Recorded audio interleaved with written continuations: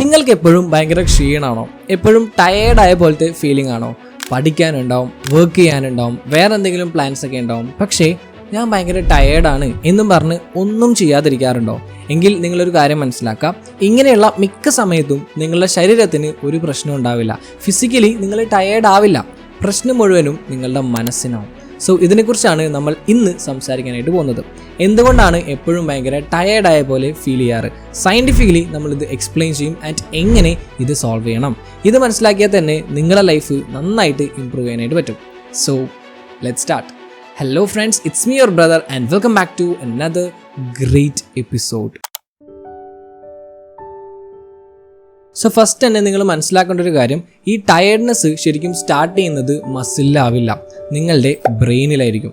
Yes, university of കെൻറ്റിലെ doctor Samuel Marcora ഇതിനെക്കുറിച്ചൊരു പഠനം നടത്തുകയും അത് പ്രൂവ് ചെയ്തതുമാണ്. ഇതിനായിട്ട് അദ്ദേഹം സൈക്കിൾ ഓടിക്കുന്നവരുടെ 2 ഗ്രൂപ്പുകൾ ഉണ്ടാക്കി. ഈ 2 ഗ്രൂപ്പിൻ്റെയും ടാസ്ക് എന്ന് പറയുന്നത് മാക്സിമം എത്ര ദൂരം സൈക്കിൾ ഓടിക്കാൻ പറ്റുമോ അത്രയും ദൂരം ഓടിക്കാം, എക്സ്ഹോസ്റ്റ് ആവുന്നത് വരെ ഓടിക്കാം. പക്ഷേ ഫസ്റ്റ് ഗ്രൂപ്പിന് എന്ത് ചെയ്തു എന്നറിയോ? അവർക്ക് ഈ സൈക്കിൾ ഓടിക്കുന്നതിന് മുന്നേ കൊഗ്നിറ്റീവ് പരമായിട്ടുള്ള കുറച്ച് ടാസ്കുകൾ കൊടുത്തു. എന്ന് വെച്ചാൽ ഫിസിക്കലി എഫേർട്ട് ഒന്നും വേണ്ട, ബട്ട് മെൻ്റലി ചിന്തിച്ച് ചെയ്യേണ്ട കുറച്ച് ടാസ്കുകൾ കൊടുത്തു. അതിനുശേഷമാണ് ഇവരെ കൊണ്ട് സൈക്കിൾ ഓടിപ്പിച്ചത്. അങ്ങനെ 2 ഗ്രൂപ്പുകാരും സൈക്കിൾ ഓടിച്ചു. ആൻഡ് ഫസ്റ്റത്തെ ഗ്രൂപ്പ്, അതായത് മെൻ്റലി ടയേർഡായ ഗ്രൂപ്പിനേക്കാൾ കൂടുതൽ ദൂരം രണ്ടാമത്തെ ഗ്രൂപ്പുകാരാണ് സൈക്കിൾ ഓടിച്ചത്. ഈ 2 ഗ്രൂപ്പുകാരുടെയും ഹാർട്ട് റേറ്റും ഓക്സിജൻ കൺസംഷനും മസിൽ ഫംഗ്ഷനും എല്ലാം സെയിം ആയിരുന്നു. ഫിസിക്കലി സെയിം ആണ്. ആകെയുള്ള ഡിഫറൻസ് പെർസെപ്ഷൻ ഓഫ് എഫേർട്ടിലായിരുന്നു. എങ്ങനെ അവർക്കത് ഫീൽ ചെയ്തു എന്നായിരുന്നു. ഇതിന് പിന്നീട് psycho biological model of fatigue എന്ന് വിളിച്ചു. സോ ഐഡിയ സിമ്പിൾ ആണ്. നമ്മളുടെ ബ്രെയിൻ എപ്പോഴും നമ്മളുടെ എനർജി പ്രിഡിക്റ്റ് ചെയ്യും. ആൻഡ് ശരിക്കും നമ്മൾ ടയേർഡ് ആയിട്ടില്ലെങ്കിലും ബ്രെയിന് പറയും നമ്മൾ ടയേർഡാണ് എന്ന്. അപ്പോൾ നമുക്ക് റെസ്റ്റ് എടുക്കാൻ തോന്നും. ബ്രെയിനിൻ്റെ മെയിൻ പണി എന്ന് പറയുന്നത് നമ്മളുടെ സർവൈവലാണ്, അല്ലാതെ നമ്മളുടെ സക്സസ് അല്ല, നമ്മളുടെ ഗോൾസ് അല്ല, സർവൈവലാണ്. സോ എപ്പോഴാണോ നിങ്ങൾ സ്വയം കുറച്ച് ബുദ്ധിമുട്ടുള്ള കാര്യങ്ങൾ ചെയ്യാനായിട്ട് പോകുന്നത്, അപ്പോൾ ബ്രെയിന് പറയും വേണ്ട, ഇത് ഡേഞ്ചറാണ്, സ്റ്റോപ്പ് ചെയ്യുക, കുറച്ച് റെസ്റ്റ് എടുക്കുക. അപ്പോൾ ശരിക്കും നിങ്ങൾക്കത് ചെയ്യാൻ കഴിയുമെങ്കിലും ആ ലിമിറ്റ് എത്തുന്നതിന് മുന്നേ തന്നെ ബ്രെയിന് അത് സ്റ്റോപ്പ് ചെയ്യും. So tiredness is a lie. ശരിക്കും നിങ്ങളുടെ ലിമിറ്റ് നിങ്ങൾ ചിന്തിക്കുന്നതിനേക്കാൾ കൂടുതലാണ്. സോ ഇനി മറ്റൊരു ഇൻട്രസ്റ്റിംഗ് ആയിട്ടുള്ള കാര്യം പറയാം. എല്ലാ ടയർഡ്നെസ്സും സെയിം അല്ല. ശരിക്കും 2 ടൈപ്പിലുള്ള ടയർഡ്നെസ് ഉണ്ട്. Number 1, physical ഫാറ്റിക്. ഇത് റിയൽ ആണ് കേട്ടോ. ശരിക്കും നിങ്ങളുടെ മസിൽസ് ടയേർഡാണ്. നിങ്ങൾ വർക്കൗട്ട് ചെയ്ത് കഴിഞ്ഞാൽ, ഓടാൻ പോയാൽ, അല്ലെങ്കിൽ ഫിസിക്കലി എന്തെങ്കിലും കാര്യം ചെയ്ത് കഴിഞ്ഞാൽ നിങ്ങൾ ടയേർഡാവും. ആൻഡ് അപ്പോൾ റെസ്റ്റ് എടുക്കേണ്ടി വരും. ഇത് ബയോളജിക്കലാണ്. രണ്ടാമത്തേത് മെൻ്റൽ ഓർ പെർസീവ്ഡ് ഫാറ്റിക്. ഇതാണ് ശരിക്കും നമുക്ക് 90% സമയത്തും ഫീൽ ചെയ്യാറ്. ആൻഡ് ഇത് ഓൾമോസ്റ്റ് എൻറ്റയർലി സൈക്കോളജിക്കലാണ്. ജേണൽ ഓഫ് അപ്ലൈഡ് ഫിസിയോളജിയിൽ പബ്ലിഷ് ചെയ്തൊരു പഠനം പറയുന്നത്, കുറേ നേരം കൊഗ്നിറ്റീവ് ടാസ്കുകൾ ചെയ്ത് മെൻ്റലി ടയേർഡായാൽ അത് ഫിസിക്കലി നമ്മൾ ടയേർഡാണ് എന്നുള്ളൊരു ഫീലിംഗ് ഉണ്ടാക്കും. ബട്ട് ശരിക്കും ഫിസിക്കലി നമുക്കൊരു പ്രശ്നം ഉണ്ടാവില്ല. അതായത് കുറേ നേരം നമ്മളിങ്ങനെ ചിന്തിച്ചുകൊണ്ടിരുന്നാലൊക്കെ പിന്നെ നമ്മളുടെ ബോഡിയും ടയേർഡായ പോലെ തോന്നും. ഫുൾ ടൈം ഓഫീസിൽ ഇരുന്നു കൊണ്ട് ജോലി ചെയ്യുന്നവരാണെങ്കിലും, അതായത് ഫിസിക്കലി അത്ര ആക്റ്റീവ് അല്ലാത്ത ജോലി ചെയ്യുന്നവരാണെങ്കിലും, ജോലി കഴിഞ്ഞ് വരുമ്പോൾ ഫിസിക്കലി ടയേർഡായ പോലെ തോന്നാറില്ലേ? അതിൻ്റെ കാരണം ഇതാണ്. വർക്ക് ചെയ്ത് കഴിഞ്ഞിട്ട് വീട്ടിൽ വന്നിട്ട് എക്സസൈസ് ചെയ്യണം എന്നൊക്കെ ഉണ്ടാവും, ബട്ട് ഫിസിക്കലി നിങ്ങൾക്ക് എക്സസൈസ് ചെയ്യാനായിട്ട് പറ്റുമെങ്കിലും നിങ്ങൾ മെൻ്റലി ടയേർഡ് ആയതുകൊണ്ട് ഫിസിക്കലി കൂടി ടയേർഡാണ് എന്നുള്ളൊരു തോന്നൽ നിങ്ങൾക്ക് ഉണ്ടാവും. ബ്രെയിൻ ടയേർഡാണ്, സോ ഫുൾ ബോഡി ടയേർഡായ പോലെ തോന്നും. ആൻഡ് മെൻ്റൽ ഫാറ്റിഗിന് കാരണമാവുന്നത് ഹാർഡ് വർക്ക് മാത്രമല്ല കേട്ടോ.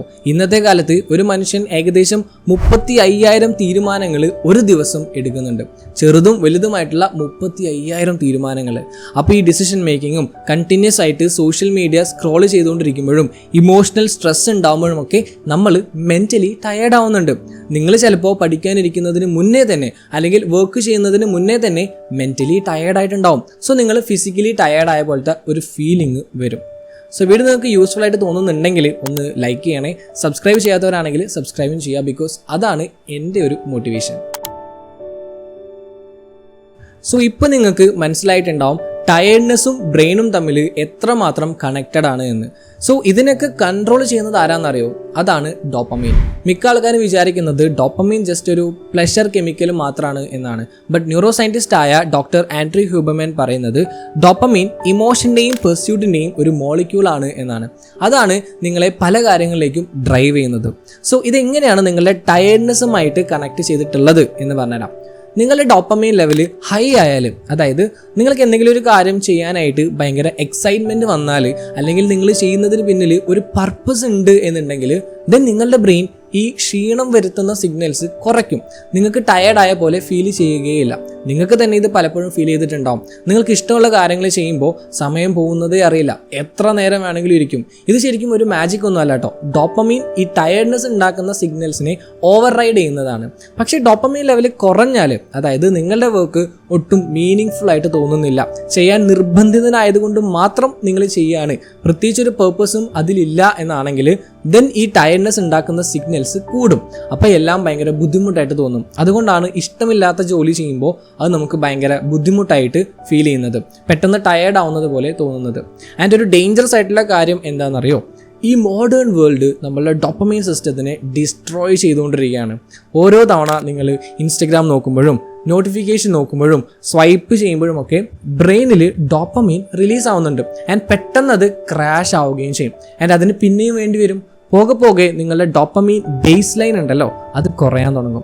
നിങ്ങളുടെ വലിയ കാര്യങ്ങൾ, ലൈക്ക് നിങ്ങളുടെ ലക്ഷ്യങ്ങൾ, ജോലി, അംബിഷൻ, ഇതൊന്നും അത്ര എക്സൈറ്റിംഗ് ആയിട്ട് തോന്നില്ല. എല്ലാം എക്സ്ഹോസ്റ്റിംഗ് ആയിട്ട് തോന്നാൻ തുടങ്ങും. ഇത് ശരിക്കും നിങ്ങൾ ലേസി ആയതുകൊണ്ടല്ല, ബട്ട് ഡോപ്പമൈൻ ഡിപ്ലീഷൻ ഉണ്ടാവുന്നത് കൊണ്ടാണ്. സോ ഇപ്പം നിങ്ങൾക്ക് ഒരുപാട് കാര്യങ്ങൾ മനസ്സിലായിട്ടുണ്ടാവുമല്ലോ. സോ ഇനി നമുക്ക് ഇതിനുള്ള സൊല്യൂഷൻസ് കൂടി നോക്കാം.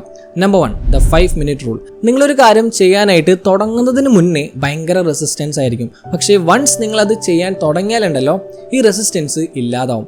ന്യൂറോ സയൻറ്റിസ്റ്റ് ആയ ഡോക്ടർ ആൻഡ്രൂ ഹ്യൂബർമാൻ ഇതിനെ ആക്ടിവേഷൻ എനർജി എന്നാണ് പറയുന്നത്. ആൻഡ് ഇതിൻ്റെ സൊല്യൂഷൻ വളരെ സിമ്പിളാണ്. 5 മിനിറ്റ് നേരത്തേക്ക് ആ ഒരു വർക്ക് ചെയ്യാനായിട്ട് കമ്മിറ്റ് ആവാം. യെസ്, നിങ്ങൾ ബ്രെയിനോട് പറയാം, ഞാൻ ഈ കാര്യം 5 മിനിറ്റ് നേരത്തേക്ക് ചെയ്യാണ്. That's it. 5 minutes പഠിക്കാം, അല്ലെങ്കിൽ 5 മിനിറ്റ് വർക്ക് ചെയ്യുക, അല്ലെങ്കിൽ 5 മിനിറ്റ് എഴുതുക. സിമ്പിൾ അല്ലേ? അപ്പോൾ നമ്മളത് ചെയ്യാനായിട്ട് തുടങ്ങും. ബട്ട് വൺസ് തുടങ്ങിക്കഴിഞ്ഞാലുണ്ടല്ലോ, ദെൻ 5 മിനിറ്റ് കഴിഞ്ഞാലും മിക്ക സമയത്തും നിങ്ങളത് സ്റ്റോപ്പ് ചെയ്യില്ല. നിങ്ങൾ ആ വർക്ക് കണ്ടിന്യൂ ചെയ്തുകൊണ്ടിരിക്കും. ബിക്കോസ് ആക്ഷൻ എടുക്കുമ്പോൾ അത് മൊമെൻറ്റം ബിൽഡ് ചെയ്യും. ആൻഡ് ദെൻ നമ്മളുടെ ഫാറ്റീഗും കുറയും. Number 2, reframe the meaning. This is very important. ഓർക്കുക, ഡോപ്പമൈൻ പേർപ്പസുമായിട്ട് കണക്ട് ചെയ്ത് കിടക്കുകയാണ്. സോ നിങ്ങൾ ചെയ്യുന്ന കാര്യം മീനിങ്ലെസ് ആയിട്ട് തോന്നിയാൽ ദെൻ വളരെ ഫാസ്റ്റ് ആയിട്ട് ടയേർഡ് ആയ പോലെ തോന്നും. സോ നിങ്ങൾ നിങ്ങളോട് സ്വയം പറയുന്ന സ്റ്റോറി ചേഞ്ച് ചെയ്യാം. എനിക്ക് പഠിക്കണം എന്ന് ചുമ്മാ പറയാതെ, എനിക്ക് എൻ്റെ ലൈഫ് സെറ്റാക്കണം, അതിന് എനിക്ക് പഠിക്കണം, ഇങ്ങനെ പറഞ്ഞിട്ടൊന്ന് പഠിക്കാനിരുന്ന് നോക്ക്, നിങ്ങൾ പഠിക്കും.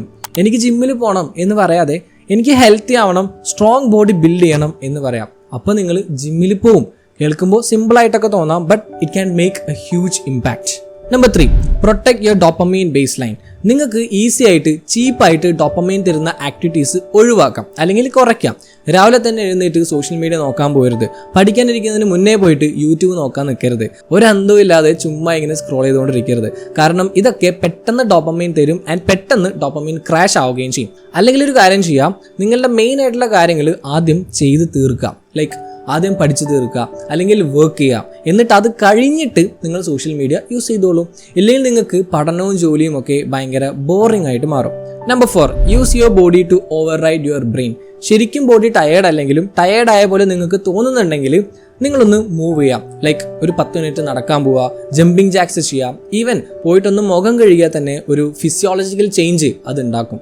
ഹാർട്ട് റേറ്റ് കൂടും, അഡ്രിനാലിൻ റിലീസ് ആവും. നിങ്ങളുടെ നെർവസ് സിസ്റ്റം പാരാസിമ്പത്തറ്റിക്കിൽ നിന്നും സിമ്പത്തറ്റിക് മോഡിലേക്ക് സ്വിച്ച് ചെയ്യും. അതായത് റെസ്റ്റ് മോഡിൽ നിന്നും ആക്ഷൻ മോഡിലേക്ക് സ്വിച്ച് ചെയ്യും. അതുകൊണ്ടാണ് എക്സസൈസ് സ്റ്റാർട്ട് ചെയ്യാൻ ബുദ്ധിമുട്ടായി തോന്നുമെങ്കിലും സ്റ്റാർട്ട് ചെയ്ത് കഴിഞ്ഞാൽ പിന്നെ കണ്ടിന്യൂ ചെയ്യാനായിട്ട് തോന്നുന്നത്. And number 5, fix your sleep for real. ഈ പറഞ്ഞ കാര്യങ്ങളൊക്കെ നിങ്ങൾ ചെയ്താലും ശരിക്ക് ഉറങ്ങിയില്ല എന്നുണ്ടെങ്കിൽ ദെൻ എല്ലാം ചിലപ്പോൾ വെറുതെ ആയിട്ട് പോകും. ഡോക്ടർ മാത്യു വാക്കേഴ്സിൻ്റെ റിസർച്ചിൽ പറയുന്നത് 7 മണിക്കൂറിനേക്കാൾ കുറവ് നേരം ഉറങ്ങുന്നവരുടെ കൊഗ്നിറ്റീവ് ഫംഗ്ഷൻ ഒരു മദ്യപാനിയുടേതുപോലെ കുറയും എന്നാണ്. എന്ന് വെച്ചാൽ നിങ്ങളുടെ decision making, focus, will power എല്ലാം തകർന്നു പോകും. എത്ര മൈൻഡ് സെറ്റ് വർക്ക് നടത്തിയാലും അതിന് ക്രോണിക് സ്ലീപ്പ് ഡിപ്രിവേഷനെ ഓവർകം ചെയ്യാനായിട്ട് പറ്റില്ല. ഉറക്കം ലേസിനെസ് അല്ല, അതെല്ലാത്തിൻ്റെയും ഫൗണ്ടേഷൻ ആണ്. Protect it like it is the most protective thing you do, because it is. So that's it. അപ്പോൾ നിങ്ങൾ മനസ്സിലാക്കേണ്ടത് ഇതാണ്, നിങ്ങൾ ഓവറായിട്ട് ടയേർഡ് ആവുകയോ ബ്രോക്ക് ആവുകയോ അല്ലെങ്കിൽ ഇൻകേപ്പബിൾ ആവുകയോ ഒന്നുമല്ല. നമ്മളുടെ ബ്രെയിൻ എനർജി കൺസേർവ് ചെയ്ത് റിസ്കുകൾ അവോയ്ഡ് ചെയ്യാൻ വേണ്ടിയിട്ടാണ് ബിൽഡ് ചെയ്തിട്ടുള്ളത്. നമ്മളുടെ പൂർവികന്മാരുടെ കാലം മുതൽ അത് അങ്ങനെയാണ് ഡിസൈൻ ചെയ്തിട്ടുള്ളത്. സോ ഇപ്പോൾ നിങ്ങൾക്ക് ഇതിന് പിന്നിലുള്ള സത്യം അറിയാം, സയൻസും അറിയാം, ആൻഡ് എന്താണ് ചെയ്യേണ്ടത് എന്നും അറിയാം. സോ എന്താണോ ചെയ്യേണ്ടത് അത് ചെയ്യാം. Okay, so that's for today. എല്ലാവർക്കും യൂസ്ഫുൾ വിചാരിക്കുന്നു. അങ്ങനെയാണെങ്കിൽ like, share and follow for more. Have A great day.